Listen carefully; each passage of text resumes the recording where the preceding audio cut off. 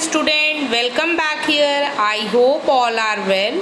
Now student, today we will start for class 10 civics chapter 1 power sharing. What is the power sharing? Now let's start. Student, I'm already discussed the Brussels जो है Belgium की capital है, okay.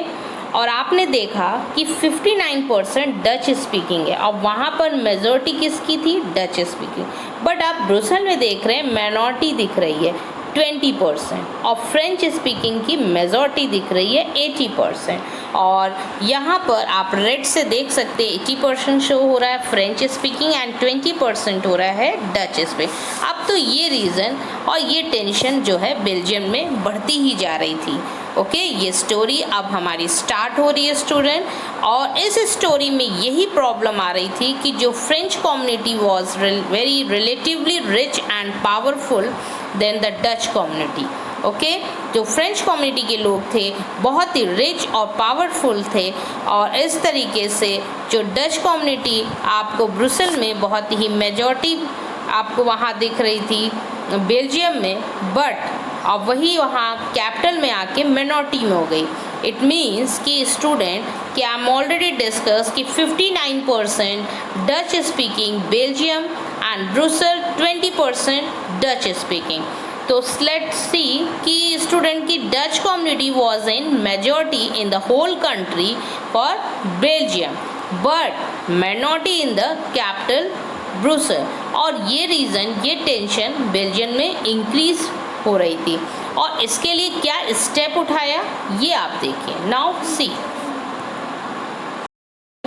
Belgium ने जब step उठाया तो Belgium का यही कहना था वहाँ के लीडर्स का कि ऐसा कॉन्स्टिट्यूशन प्रिस्क्राइब हो जिसमें सबको इक्वल हो, किसी को कोई प्रॉब्लम ना हो। स्पेशल लॉ भी बनाया जाए तो एक ग्रुप को नहीं दिया जाए, सबका डिसीजन हो, ओके। तो इस तरीके से यहाँ पर हम लोग देखेंगे कि क्या स्टेप लिया गया। तो एलिमेंट्स जो आप देख रहे हैं इसमें, तो कॉन्स्टिट्यूशन को बनने के लिए यहाँ पर आप पढ़ेंगे बुक में कि लिखा हुआ है 4 टाइम्स अमेंडमेंट। उन्होंने 4 बार अपने कॉन्स्टिट्यूशन को चेंज किया और इसके बाद फाइनल यहाँ पर हम लोग डिस्कस कर रहे हैं। तो 1 नंबर पे दिया हुआ है कि of Dutch speaking and French speaking minister shall be equal in the central government. It means कि thus no single community can make decision unilaterally. किसी को ऐसा पावर नहीं प्रिस्क्राइब किया जा रहा है कॉन्स्टिट्यूशन में। कॉन्स्टिट्यूशन प्रिस्क्राइब कर रहा है कि that the number of French speaking and Dutch speaking minister shall be equal in number in central government. तो सब दोनों को इक्वल पावर मिली, इक्वल तरीके से डिवाइड किया गया और इस तरीके से ये फर्स्ट स्टेप उठाया गया। नाउ सेकेंड, नाउ स्टूडेंट की नंबर ऑफ डच स्पीकिंग और French speaking minister shall be equal in the central government. तो यहाँ पर कोई एक सिंगल डिसीज़न नहीं लेगा, जो भी डिसीज़न होगा वो सबके लिए एक होगा और कोई सिंगल डिसीज़न नहीं ले पाएगा। और जो कम्युनिटी भी बनाई गई तो वहाँ भी इक्वल मेंबर्स को डिवाइड किया। अगर 4 इधर हैं तो 4 आप देख रहे हैं यहाँ पे भी है। तो इस तरीके से आपने देखा कि बेल्जियम में और ब्रुसेल में ये माइनॉरिटी और मेजॉरिटी लेके बहुत ज़्यादा जो टेंशन क्रिएट हो रहा था उससे रिलेटेड यहाँ पर एमेंडमेंट किया गया, एक कॉन्स्टिट्यूशन बनाया गया। और कितने टाइम्स में कितने टाइम्स चेंज हुआ था? ये 4 टाइम। और उसके बाद यहाँ पर फर्स्ट स्टेप उठाया गया जिसमें कॉन्स्टिट्यूशन ने प्रिस्क्राइब किया कि that the number of French speaking and Dutch speaking minister shall be equal in number in central government, okay. Now second, many power of the central government were given to the state government. State government are not subordinate to the central government. It means student कि जो state government थी वो for the 2 reason just have been given maximum power and the state government are not treated as the subordinate to the central government. यहाँ पर जो भी law बनाए जाएंगे या कोई भी चीज़ बनेगी वो दोनों को ये मतलब सबके अंडर किसके आएगी, चाहे सबऑर्डिनेट मतलब जूनियर जो छोटे बड़े जो भी चीज़ें बनेंगी वो किसके पास आएगा? सेंट्रल गवर्नमेंट के पास आएगा। Second, many power of the central government were given to the state government.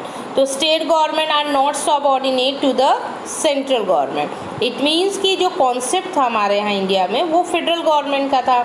तो यहाँ पर कुछ पावर्स स्टेट गवर्नमेंट को दे दी गई और state government for the two reasons have been given the maximum power and the state government are not treated as the subordinate to the central government.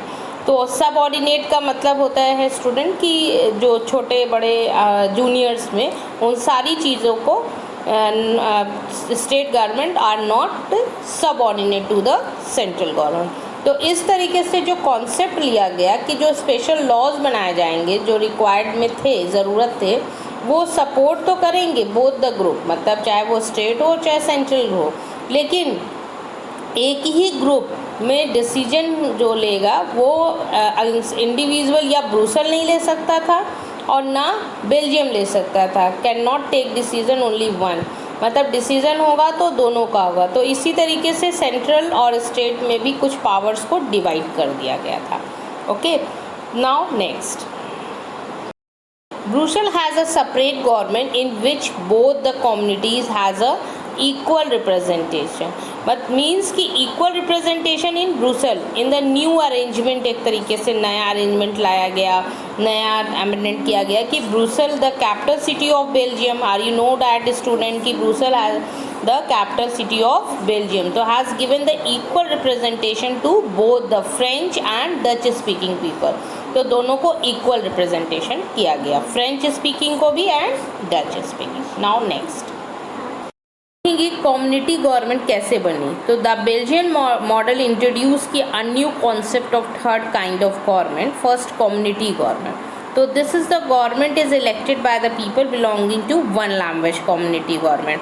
तो कैसे आप लोग ये भी सोच रहे होंगे स्टूडेंट कि ब्रुसेल में 80% फ्रेंच और 20% डच, और बेल्जियम में हम आपने देखा था कि डच स्पीकिंग वाले मेजॉरिटी में थे और जो हमारे फ्रेंच स्पीकिंग वो कम थे 40%. तो इस तरीके से यहाँ पर क्या हुआ कि जब उन्होंने ये देखा कि बेल्जियम हमें हर चीज़ पे उनको शेयर करने को और हर चीज़ उनको कोई भी चीज़ है मतलब उनकी लैंग्वेज को भी वो एक्सेप्ट कर रहे थे हर चीज़.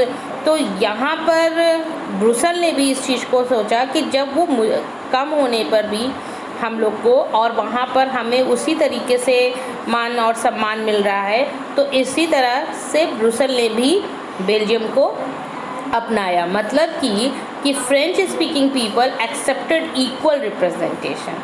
तो जो फ्रेंच के थे बेल्जियम में, मतलब जो डच स्पीकिंग थे वो फ्रेंच वालों को भी इक्वल रिप्रेजेंटेशन कर रहे थे बेल्जियम में. और इन ब्रुसेल ने भी यही किया कॉन्सेप्ट की जो because the Dutch speaking community accept the equal representation in the central government. तो ऐसे ही हमारी जब सेंट्रल गवर्नमेंट भी बनी थी और वहाँ पर भाई पावर की बात करें तो पावर तो सबसे ज़्यादा सेंट्रल गवर्नमेंट को था, लेकिन पावर को सही तरीके से शेयर किया गया.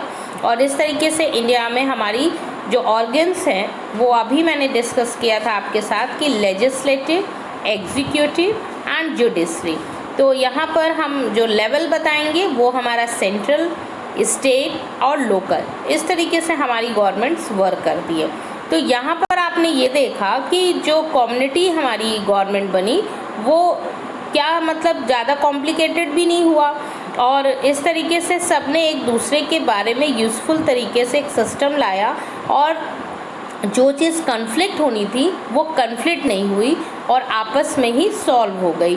तो छोटा सा बस ये स्टोरी में कॉन्सेप्ट था स्टूडेंट कि अगर हम किसी चीज़ को सही से शेयर करते हैं तो हमें प्रॉब्लम क्रिएट नहीं होती है, और जब हम सही तरीके से किसी चीज़ को शेयर नहीं करते हैं तो हम हैंडल नहीं कर पाते कोई भी चीज़ है. अगर आपने पढ़ा था क्लास 9 में कि डेमोक्रेसी क्या होता है, by the people, to the people, for the people.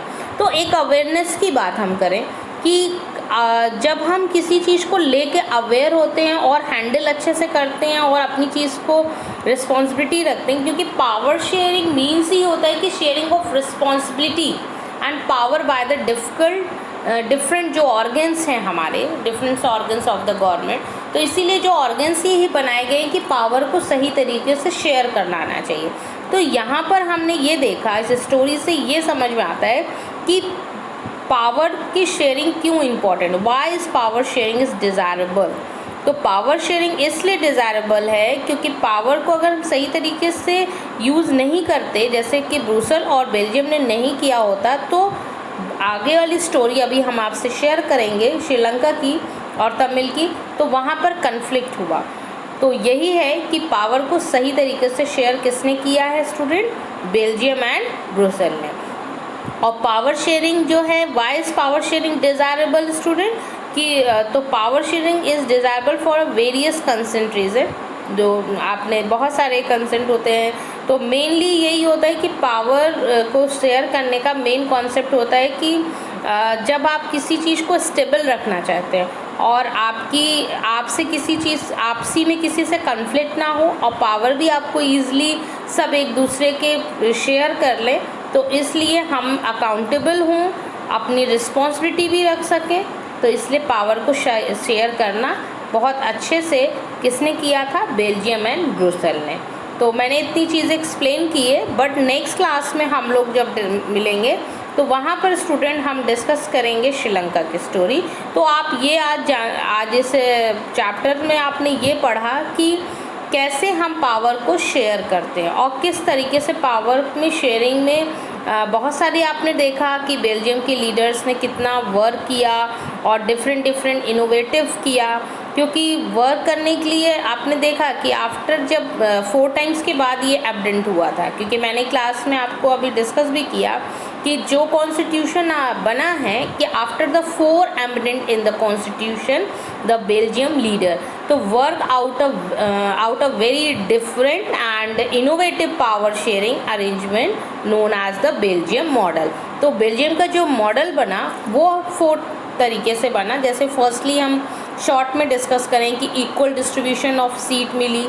Okay, concept क्या था, फेडरल गवर्नमेंट का था, इक्वल रिप्रेजेंटेटिव रखा ब्रुसेल ने भी और बेल्जियम ने, दोनों ने क्या किया कि वो मुझे अगर इतना 50% भाई आपको मालूम है कि डच स्पीकिंग के सबसे ज़्यादा लोग थे और वहाँ पे, तो यहाँ पर उन्होंने देखा कि हम कम होने पर भी हमें वो उतना रिस्पॉन्स कर रहे हैं और इक्वल रिप्रेजेंटेशन रख रहे हैं, तो उन्होंने भी इसी तरीके से डिवाइड किया ब्रुसेल में भी और डच को भी रिप्रेजेंट किया और साथ साथ उनको एक्सेप्ट किया हर चीज़ को, पावर को शेयर करने के लिए। और इस तरीके से आपने 4 पढ़ा, कम्युनिटी गवर्नमेंट बनी। Thank you student.